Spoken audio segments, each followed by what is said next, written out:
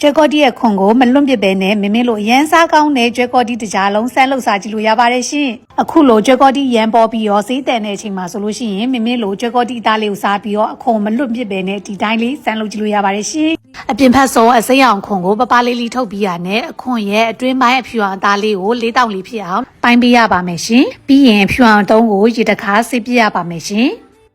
တကြားလုံးပြုတ်လုတဲ့အချိန်မှာခါတဲ့အရာတာမရှိအောင်လို့ပွက်ပွက်စုနေရဲ့ရင်တွေထဲမှာ2မိနစ်ခန့်ပြုတ်ရပါမယ်ရှင်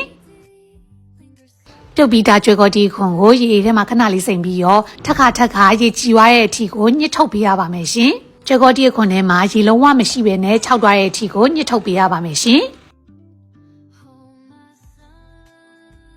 အိုထဲကိုတကြား300 gram နဲ့ရေ300 gram ထည့်ပြီးရောမီးကြီးနဲ့အပူပေးရပါမယ်ရှင်တကြားရေအမြုပ်ထားလာပြီးရောစီကက်ကက်ဖြစ်လာတဲ့အချိန်ရောက်လို့ရှိရင်မင်တို့6ခံထားတဲ့ကျွဲကောတီခွန်ကိုအကုန်လုံးထည့်လိုက်လို့ရပါပြီရှင်